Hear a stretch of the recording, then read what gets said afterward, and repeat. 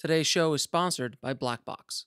What are your tips on balancing that creative role and that business entrepreneur role? And also, you're a family man. How do you balance that with those two other things, which is already full-time each one? Yeah, good question. So I'll take the last part of that question first. How I balance my family life and my personal life with my business life. Of course, there's a little overlap. There always will be. You know, checking a tweet or posting something on your phone or something like that. It happens. But I generally like to lock out at 6:30 every day. You know, I come in at a certain time and I log off and I punch out, and that's it. Mm-hmm. So once I'm at home with my family, I'm home with my family. Okay. You know, I will check some emails. I'll check some stuff along the way, and I'm trying to get better at that. But when I'm with my family, like sitting there either dealing with them or you know, sharing time with my girls or my wife, I'm there. I try to be as much as humanly possible. So that's the biggest thing that I think a lot of filmmakers in general and artists is that there is no out. There is no clock out for them. It's just a 24-hour thing. And that was my biggest mistake, you know, in my earlier relationships and in life, you know, especially when I was in my 20s where I was 24/7 nonstop. Mm-hmm. If you guys think I do a lot now, you could only imagine what I was like when I was in my 20s. It was ridiculous. But that's the biggest part about balancing as far as that's concerned. Now, the creative with the business. I've always found that the business is as creative as the creative is for me. Mm-hmm. I'm not talking about the accounting. I'm not talking about the money thing. I'm talking about like the marketing, the packaging, the putting it all out there, thinking about the marketplace. For me, that's a game. For me, that's a way of like, okay, so how can I take this movie and share it with as many people as I possibly can? How can I have a good ROI, or return on investment, from this project and from my time? And, you know, running a business, you know, prior to Indie Film Hustle and then just running Indie Film Hustle, you start realizing, because now I'm at a point with Indie Film Hustle that I only have so much time a day. Mm-hmm. So I have to start thinking, okay, if I'm going to spend an hour on this, what kind of return on investment am I getting? You know, I'm not saying that's for everybody. Right now I have so many plates and so much things going on. So I really am contemplating, okay, what's my ROI on my time? What is this? Should I hire somebody to do this instead of me doing it? You know, should I have someone else doing this thing that's going to take me 5 hours and pay them $20 an hour and I'll still get a good ROI, or should I waste my time doing it? Things like that. But the business side has always been very fun for me. I think you have to find a way to make it creative, and a lot of times there's a big problem or a lot of negative connotations with the business side of the industry, because it's like, oh, it's just money and it's not creative, and I'm like, well, dude, guess what? We're in show business, and as my friend Suzanne always says, the word show and there's the word business, and business has twice as many letters as the word show, and there's a reason for that. Yeah. You know, because there's so much. Without that business, there ain't no show. Now, without the show, there ain't no business either. But the business aspect, you might be able to get that $50,000 to make that first movie. But if you make $5 with that movie, you're not going to make another movie. No one's going to give you another $50,000, let alone $2 million. So you've got to understand the marketplace. You have to understand distribution. You have to understand marketing. And a lot of filmmakers don't want to hear it. And I'm like, you guys don't have to hear it if you don't want to.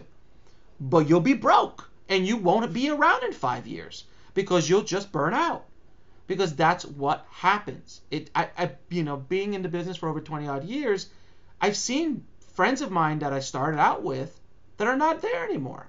Or they are not they just like, you know what, this is just too much. I'm just going to go down another road, because this is hard. It's a lot of work. It's a brutal business, and there's so much work.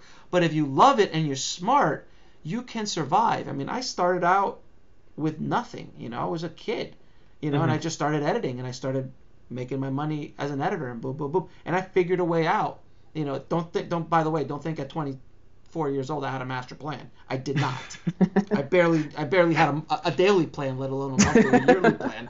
So it just kind of worked out because of my hustle and because of me trying to work.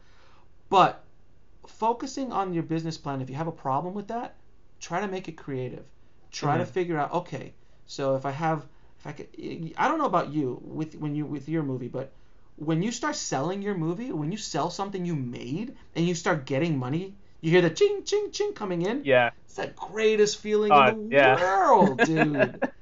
You know, when we sold Hulu, I was like just on cloud 9 for the entire day. I was like, oh my God. Someone at Hulu saw my little movie and said, we're going to buy that and we're going to put that on a major platform. And I'm like, oh my God. It was just such a big deal. So that to me is the high of the business side of things. As there's a high with the creative when you see that first rough cut. When you see the first sound come in, when you see the music laid in, when you see visual effects or graphics laid in, there's all these little highs along the way till you see the final thing in the theater, till you get a world premiere at a festival, you know, you have a huge screening. These are all little steps, but all those little creative highs you can get through that creative process, you can get them in the business side as well. So figuring a way out to make that fun and creative is crucial. For me, it's always been fun and creative, so I have no problem with that. I always think as an entrepreneur, I always think of how can I sell this? Like if I got 5 of these, I buy 5 of them for $5, I'm going to sell them for $10. You know, that always was a high for me on a business standpoint. So I don't know about you, but I'm assuming you have an entrepreneurial spirit as well. Yes, I'm trying. Yeah. I used to be one of those guys who like, no, money's not important. Things like that. I'm an artist. I'm an artist, yeah. I'm just an artist. I don't want to think about money. I'm like, fine, because if you don't think about money, somebody else will think about the money and you'll be broke. And that's what happens to filmmakers with their movies. I just want to be an artist, and then the movie's done, and they're like, okay, how am I going to get this out there? Then you hand it over to a distributor, an unscrupulous distributor, and you'll never see a dime. And that makes no sense. So if you don't start thinking about the business, you're going to end up like the thousands of filmmakers that I see on Hollywood Boulevard, on the Boulevard of Broken Dreams. And I'm not trying to be dramatic, but it's so effing true that you just won't make it. And especially the way the world's changing now. You've got to understand all aspects of it. I really love how you say, you know, setting those little highs up, because I think the biggest challenge for me when wanting to like the entrepreneurial side of it and the business side of it was like, you know, it's going to be 4 years of my life and I'm only going to see results at the end, when in fact there's those little milestones in between. But also don't forget, when you say 4 years, and I made this mistake and I don't want you to make the same mistake, don't look at the feature film as this monster. Don't look at this as this monster mountain. 4 years. Dude, if you told me I have something I'm going to work on and it's going to take me 4 fucking years to do it, I'd be like, oh God, I don't want to do that. Like, what the hell's that about? I don't want to do. I'm out. I don't want to do that. It shouldn't take you 4 years to make a feature film. Right. It just shouldn't. It just shouldn't. So you have to figure a way out to be more prolific in your work and being able to do multiple projects and not just live on one project alone. You should have 2, 3, 4 projects lined up and try to do as much of that as possible. Because, dude, I mean, I'm depressed and I don't even know what your movie's about. And it's like 4 years. Like, I'm over exaggerating. I'm like, Jesus, that's a long time. I mean, I've seen 2 years, and even that's too long. You should have a movie done from beginning to end in 18 months. If not, I mean, it took me to 5 months to make Meg. So that's now my new goal, is 6 months total for everything. Is my world for my these smaller films. But anyway, so what's your next question? I wanted to share with you this amazing new service called Black Box. Imagine taking old footage that you've shot in the past and being able to submit them to all the major stock footage firms, all with one click.